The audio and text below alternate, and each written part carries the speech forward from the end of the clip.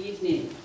Thank you so much for coming, and I want to say a special thank you to Peg. It's just remarkable. It's August. We should all be at the beach, but we're sitting here together listening to the written word, which is wonderful. Thank you to Sherry from Book Passage, Corte Madera, independent bookstores. It's where I live, so I really appreciate you coming out. And I'm so excited because I got to say in person a thank you to Gina tonight, because she and I remembered that years ago when I was just starting out as a young writer, she published one of the very first short stories that I ever had accepted and was published. And it was a thrill. It was a thrill for from the magazine Other Voices, which was, you know, a small, beautifully produced, small quarterly, I think. It made it visible to me. It made it real to know that that work was going to be held by someone someday and actually read. Tonight I'm going to read from my novel, The Year She Left Us. It is the story of 4 strong women. I guess you could call each of them in their own way an outlaw. The Kong family of San Francisco. They begin the book in crisis because the granddaughter, whose name is Ari, she was adopted from China, and at the beginning of the book she has experienced a trauma and she's going to leave home and go on a kind of quest. The book is told in alternating narrative voices. There are 4 different narrative voices, and I thought I would read to you tonight from 2 of those voices, just so you get a little idea in your head of a couple of the voices in the book. I'll start with Ari, who is 17 and 18 years old during the course of this novel, and she opens the book. Her sections are told in first person. Chapter 1, Ari. Lucky girl. That's what I was told from the first moment I can remember. Another stranger, smelling unlike my mother, would swoop in low with a scary wide smile to ruffle my hair or pinch my cheek.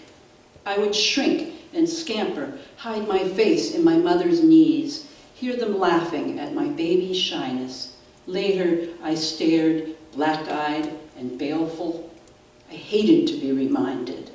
Hello, Ariadne, what a lucky little girl. Now you have a family. I'm the one who's lucky, my mother would always chirp. She knew my fell looks, was afraid of my eruptions, my locked face, and the storms that followed. When left alone, I would say please and thank you. When prompted to be grateful, I went gleefully mute. I had other labels too, a miracle, a blessing, an ironic twist to a long family saga. That one made me laugh, since I wished I had said it myself. A colossal mistake.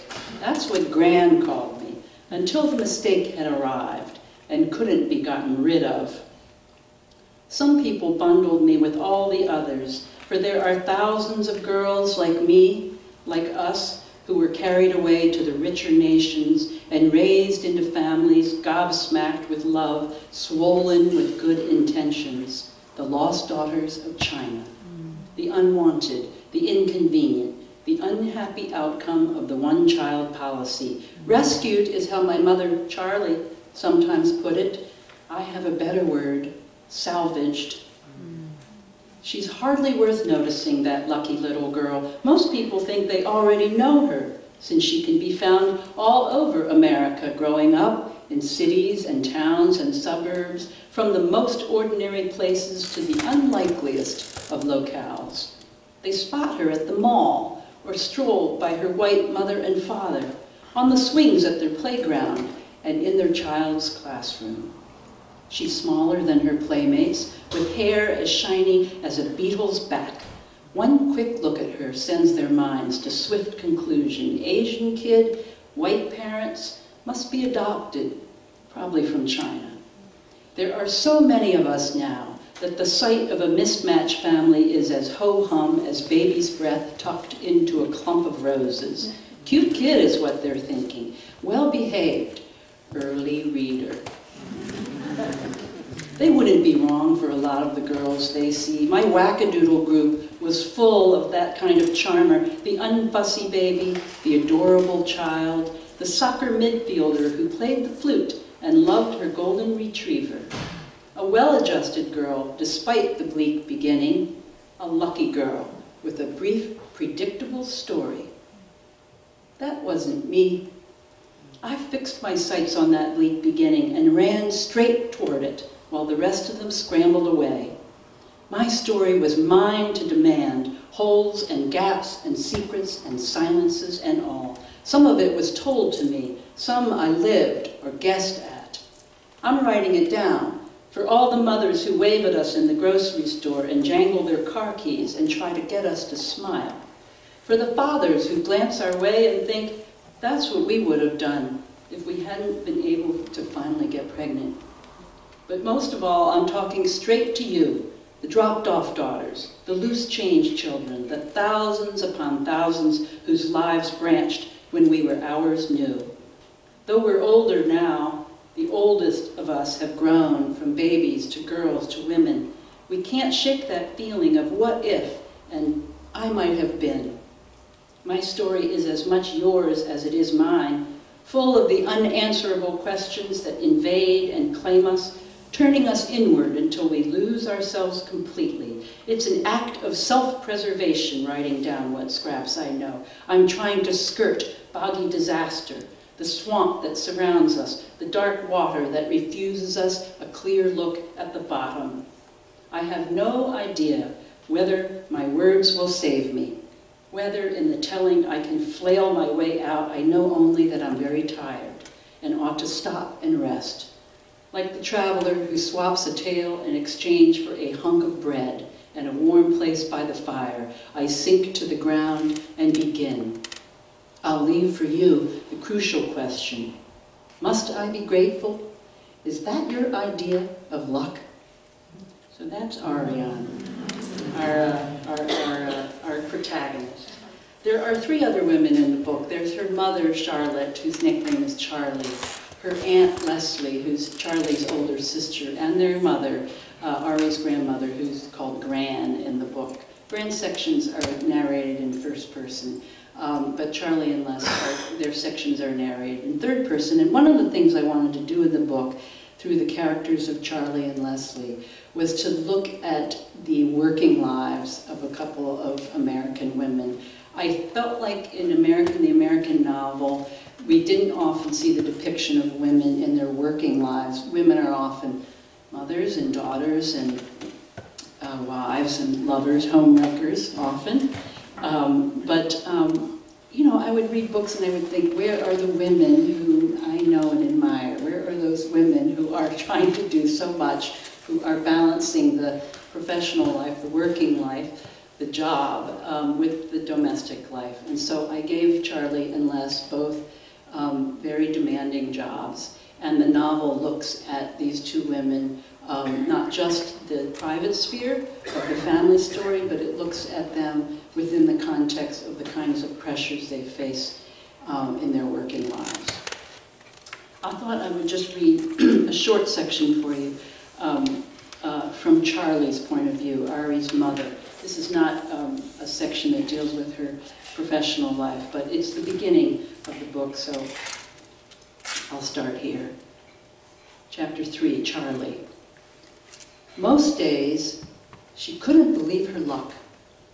She not only had become a mother, the baby they gave her was Ari.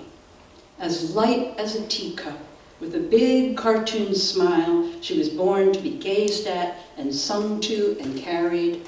Her pert head fitted into the crook of Charlie's arm like a child in utero, presenting its crown for passage. Her first word was book. Her first smile was exclusively for Charlie, their union 2 hours old.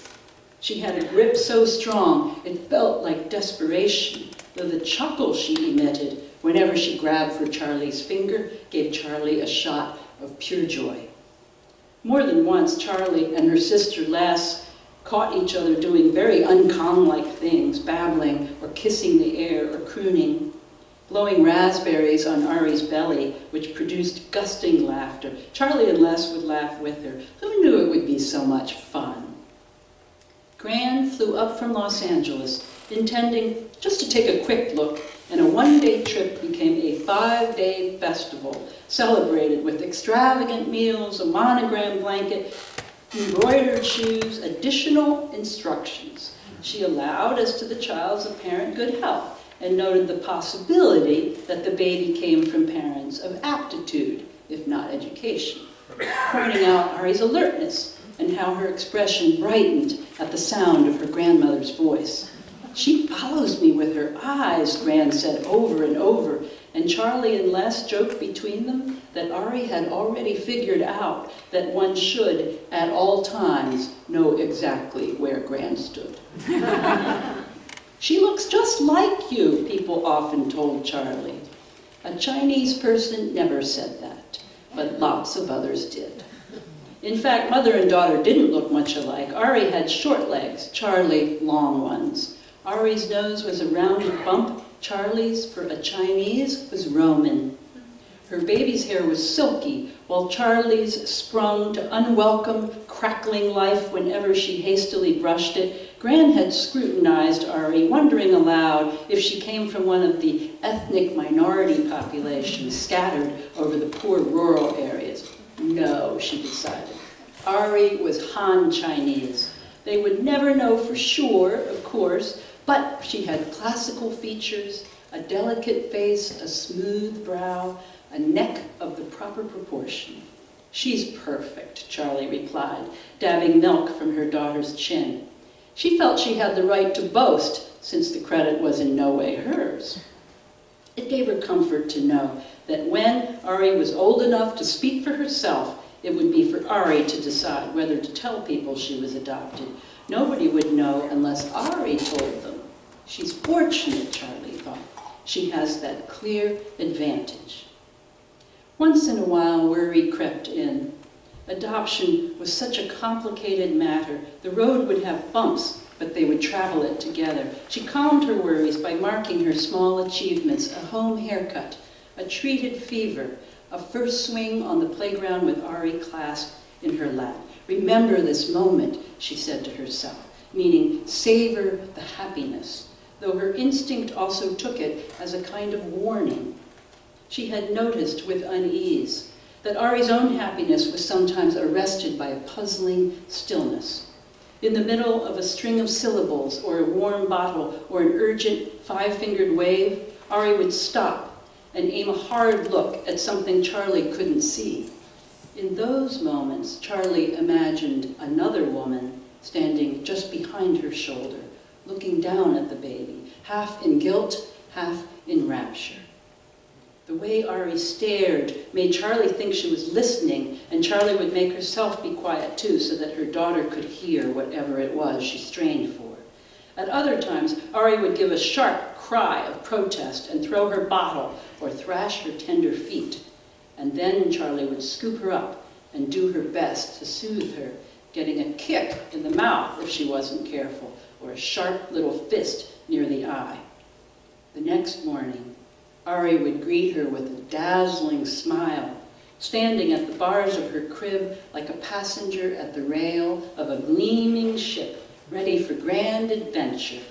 Charlie would clap her hands and return the winning smile. "Remember this moment," she would say to her daughter, storing their joy like a peasant parcels rice, saving it up for winter time, down to the last gleaning.